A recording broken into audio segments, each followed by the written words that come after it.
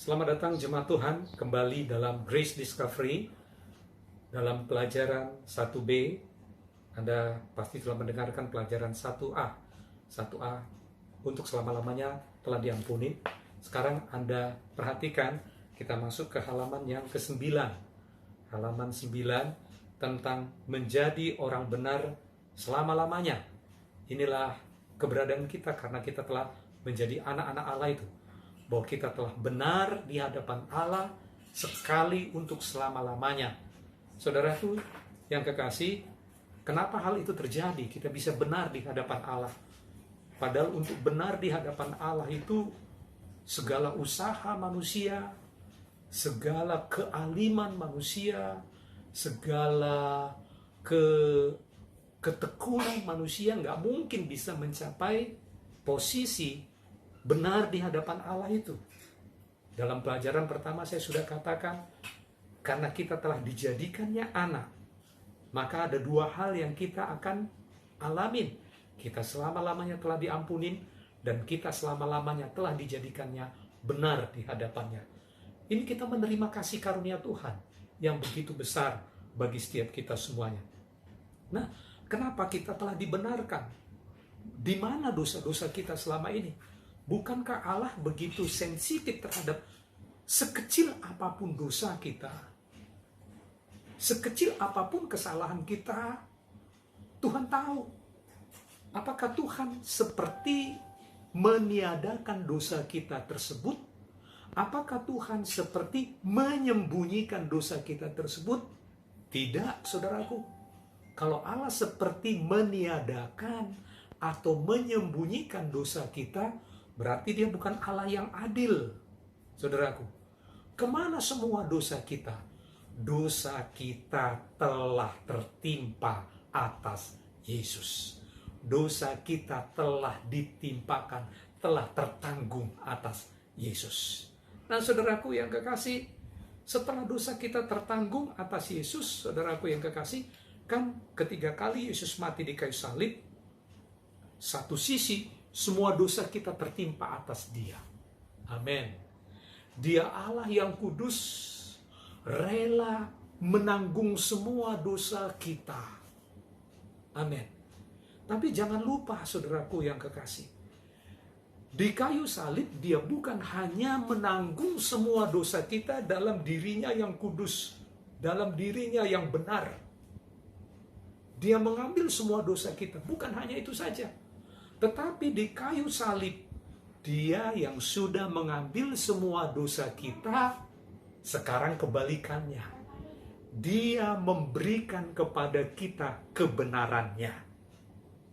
Amin. Kebenarannya Dia berikan bagi kita. Semua dosa kita diambil olehnya. Dan kebenarannya diberikannya bagi kita semuanya. Haleluya. Amin, saudaraku yang kasih. Itulah sebabnya, saudaraku, kita menjadi orang benar. Dengan kebenaran apa? Kebenaran Allah sendiri yang dicurahkan, yang diberikan bagi kita semuanya. Amin, saudaraku yang kasih. Makanya kalau Anda baca 2 Korintus 5 ayat 21, kan ini luar biasa. Dia yang tidak mengenal dosa telah dibuatnya menjadi dosa karena kita. Koma, saudaraku, supaya dalam Dia kita dibenarkan Allah. Haleluya. Jadi orang yang percaya kepada Yesus, anak-anak Allah, telah menerima kebenaran Allah. Jadi Anda dan saya telah dibenarkan oleh Allah. Bahkan menerima kebenaran Allah. Amin. Setelah Dia membayar, menanggung semua dosa-dosa kita. Nah, saudaraku yang kekasih, kebenaran yang kita terima ini, saudaraku, kita udah menerima kebenaran ya.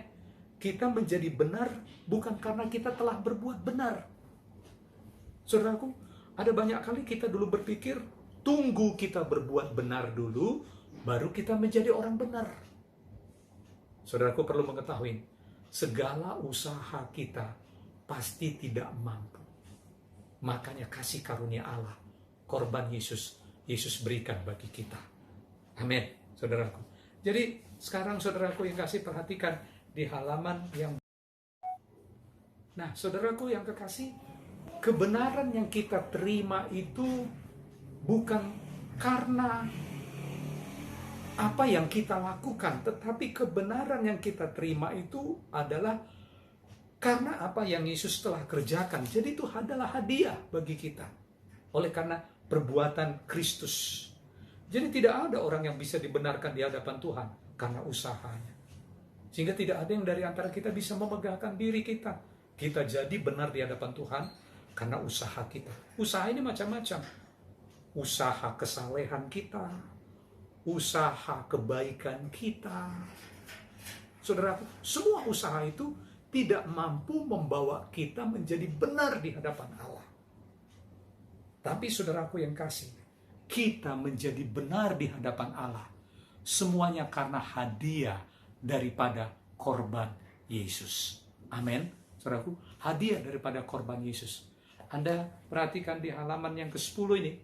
Halaman yang ke-10 berkata, kitab Roma pasal yang ke-4. Saya akan bacakan terlebih dahulu ayat yang di bawahnya. Kitab Roma pasal 4 ayat 6 sampai 8. Seperti juga Daud menyebut berbahagia orang yang dibenarkan Allah. Apa dikatakan? Bukan berdasarkan perbuatannya. Dibenarkan Allah bukan berdasarkan perbuatannya. Ayat yang ke-7 berkata demikian. Ayat yang ke-7, berbahagialah orang yang diampuni pelanggaran-pelanggarannya, yang ditutupi dosa-dosanya. Berbahagialah manusia yang kesalahannya tidak diperhitungkan Tuhan kepadanya. Kalau tidak diperhitungkan Tuhan kepada kita lagi kesalahan kita. Kenapa? Karena sudah diperhitungkan kepada korban Kristus. Amin, saudaraku. Jadi kita menjadi benar di hadapan Tuhan ini karena hadiah saja. Karena pemberian Allah saja, saudaraku. Kita terima, kita ucapkan syukur untuk akan hal itu. Saudaraku, firman Tuhan katakan tentang hal itu. Jadi kita ini telah menjadi benar di hadapan Allah sekali untuk selama-lamanya. Kita perlu sadarkan hal ini. Yang berikutnya, saudaraku yang kasih, status kita yang benar, kebenaran yang kita telah terima dari Allah, kebenaran Allah yang kita telah terima, itu nggak pernah hilang. Itu tetap selama-lamanya ada dalam diri kita. Amin. Saudaraku yang kasih. Karena kebenaran itu sendiri bukan karena usaha kita. Benar? Amin. Bukan karena kita telah berbuat benar, makanya kita menjadi orang benar. Tapi karena Kristus telah memberikannya bagi kita. Jadi kebenaran yang kita terima pun tidak pernah hilang dari dalam diri kita, karena Kristus telah anugerahkan kepada kita. Terpujilah Yesus. Amin. Saudaraku yang kekasih. Nah, hal yang berikutnya, saudaraku, poin yang kelima. Poin yang kelima, saudaraku, percayalah akan hal ini.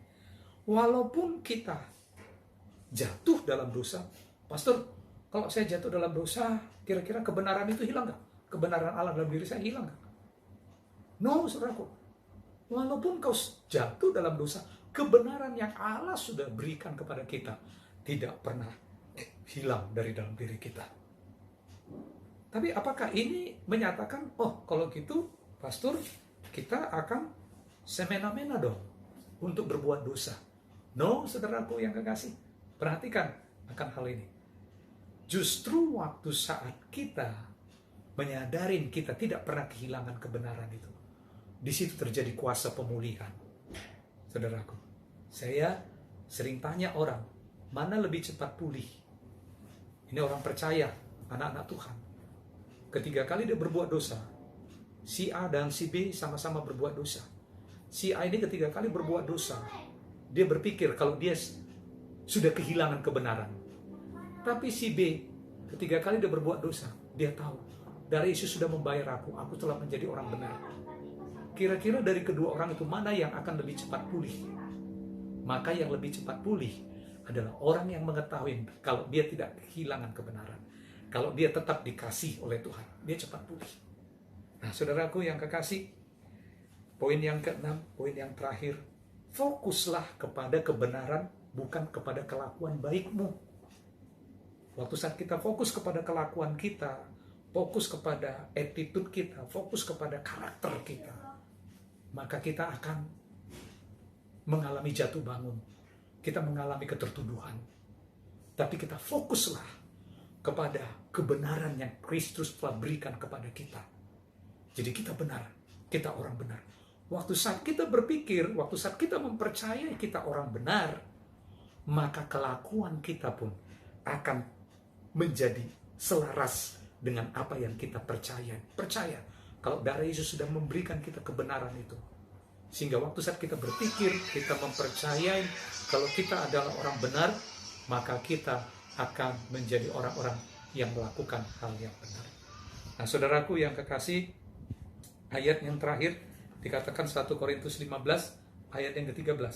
Sadarlah kembali sebaik-baik dan jangan berbuat dosa lagi. Dimulai dengan kata-kata apa? Sadarlah. Supaya jangan berbuat dosa lagi, dimulai dengan sadar. Sadar apa?